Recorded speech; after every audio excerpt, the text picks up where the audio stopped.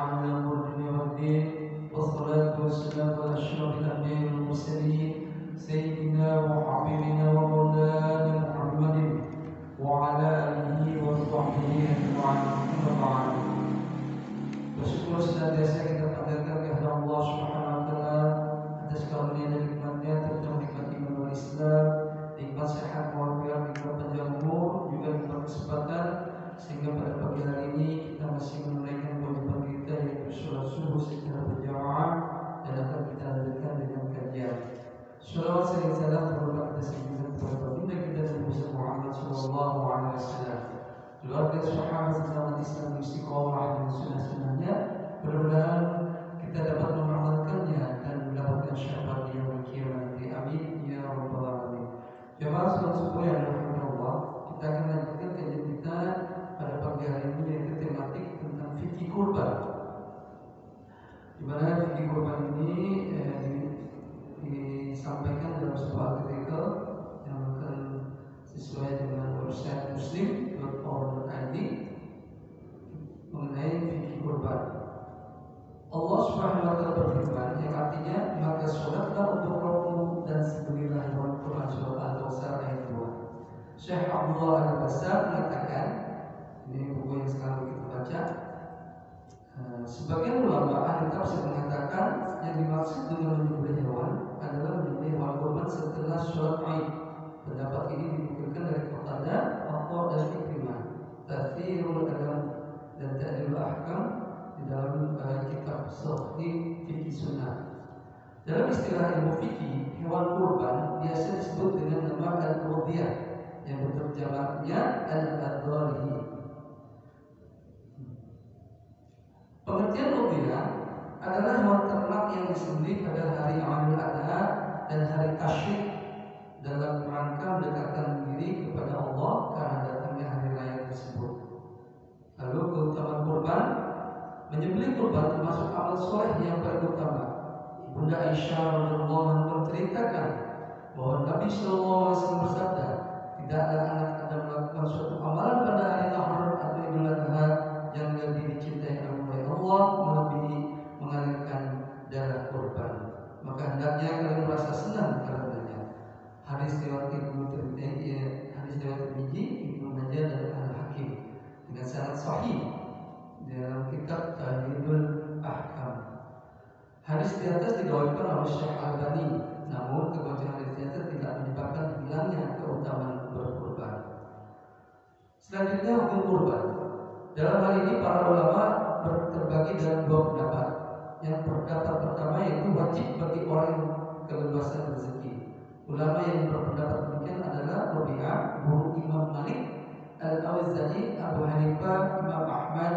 Dalam satu pendapatnya, Lais bin Sa'ad, serta sebagai ulama pengikut Imam Malik, Syekhul Islam Ibnu Taimiyah dan Syekh Ibnu Utsaimin rahimahullah. Syekh Ibnu Utsaimin mengatakan, pendapat yang menyatakan wajib itu tampak lebih kuat daripada pendapat yang menyatakan tidak wajib. Akan tetapi hal itu hanya diwajibkan bagi yang mampu. Di antara dalilnya adalah hadis Abu Hurairah yang menyatakan bahwa Rasulullah SAW bersabda, barang siapa yang berkelaparan rezeki atau harta namun tidak mau berkorban, maka jangan sekali-kali mendekati tempat sholat kami. Hadis riwayat Ibnu Majah 3123, Al-Hakim 7672 dan dihasankan oleh Syekh Al-Albani. Pendapat yang kedua menyatakan sunnah muakkadah atau ditekankan, dan ini adalah pendapat mayoritas ulama yaitu Malik, Syafi'i, Ahmad, Ibnu Hazm dan lain-lain.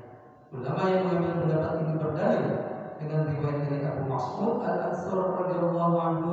Beliau mengatakan, sesungguhnya aku sedang tidak akan berkurban adalah aku adalah orang yang berkelaparan. Itu kulakukan karena aku khawatir kalau tetanggaku mengira kurban itu adalah wajib bagiku. Hadis riwayat Abu Rajab dan Baihaqi dengan sanad sahih. Demikian pula dikatakan oleh Abu Syarihah, aku melihat Abu Bakar dan Umar sementara mereka berdua tidak berkurban.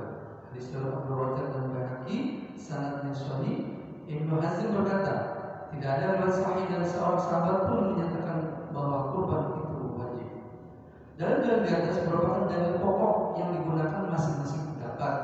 Jika dijabarkan semuanya menunjukkan masing-masing pendapat yang kuat.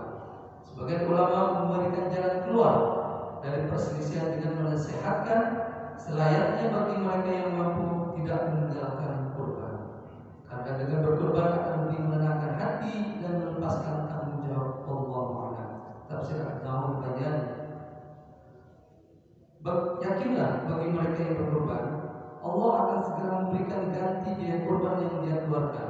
Karena setiap pagi Allah mengutus dua malaikat, yang satu berdoa, Ya Allah, berikanlah ganti bagi orang yang berinfak, dan yang kedua berdoa, Ya Allah, berikanlah kehancuran bagi orang yang menahan hartanya atau bakhil pelit.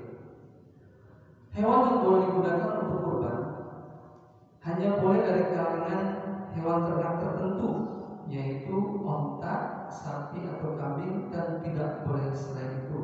Bahkan sekelompok ulama menukilkan adanya ijma' atau kesepakatan bahwasannya kurban tidak sah kecuali dengan hewan-hewan tersebut. Dalilnya adalah firman Allah Subhanahu wa taala Quran surat Al-Hajj ayat 34 yang artinya, dan bagi setiap umat kami berikan tuntunan berkurban agar kalian mengingat nama Allah atas rezeki yang dilimpahkan pada kalian berupa hewan-hewan ternak. Syekh Ibnu Utsaimin mengatakan, bahkan jika seandainya ada orang yang berkurban dengan jenis hewan lain yang lebih mahal daripada jenis ternak tersebut, maka kurbannya tidak sah. Andaikan dia lebih memilih untuk berkurban seekor kuda seharga 10.000 real, sedangkan seekor kambing hanya harga 300 real, maka kurbannya dengan kuda itu tidak sah. Lalu bagaimana seekor kambing untuk satu keluarga? Seekor kambing cukup untuk kurban satu keluarga, dan pahalanya mencakup seluruh anggota keluarganya, meskipun jumlahnya banyak atau bahkan yang sudah meninggal dunia.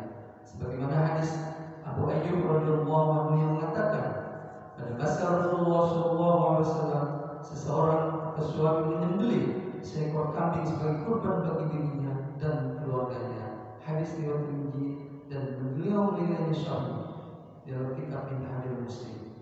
Oleh karena itu, tidak selayaknya seseorang mengkhususkan kurban untuk salah satu anggota keluarga tertentu. Misal, kambing satu untuk anak si A, kambing dua untuk anak si B. Karunia dan kemurahan Allah sangat luas, maka tidak perlu dibatasi. Bahkan Nabi SAW berkurban untuk seluruh dirinya dan seluruh umatnya. Suatu ketika beliau hendak menyembelih kambing kurban, sebelum menyembelih beliau mengatakan, Ya Allah, ini kurban dariku dan dari umatku yang tidak berkurban. Hadis riwayat Abu Daud, Al-Hakim, dan disahihkan Syekh Al-Albani dalam kitab Al-Irfa'. Berdasarkan hadis ini, Syekh Ali bin Hasan Al-Halabi mengatakan, kaum muslimin yang tidak mampu berkurban mendapatkan pahala sebagaimana orang berkurban dari umat Nabi Sallallahu Alaihi Wasallam. Adapun yang dimaksud kambing hanya boleh untuk satu orang, sapi untuk 7 orang, dan onta 10 orang adalah biaya pengadaannya. Biaya pengadaan kambing hanya boleh dari 1 orang, biaya pengadaan sapi hanya boleh dari maksimal 7 orang. Namun seandainya ada orang yang hendak membantu sahibul kurban yang kekurangan biaya untuk membeli hewan, maka diperbolehkan dan tidak mempengaruhi status kurbannya, dan status bantuan di sini adalah hadiah bagi sahibul kurban.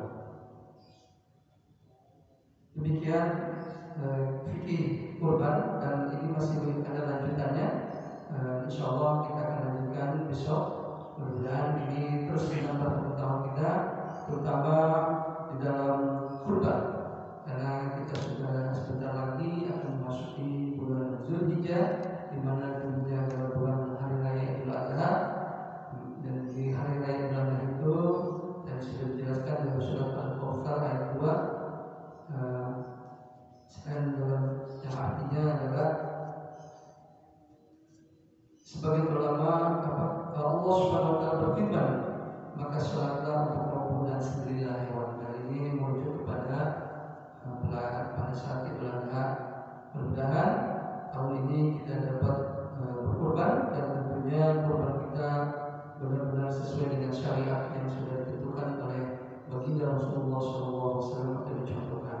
Dan tadi sudah dicontohkan ketika beliau hendak menyembelih kurban, sebelum menyembelih kurban beliau berdoa dengan doa, ya Allah, ini kurban diriku dan dari umatku yang tidak berkurban. Alhamdulillah, ini terus menambah pengetahuan kita dan tentunya meningkatkan keimanan dan ketakwaan kita kepada Allah Subhanahu wa taala dan baginda Rasulullah SAW.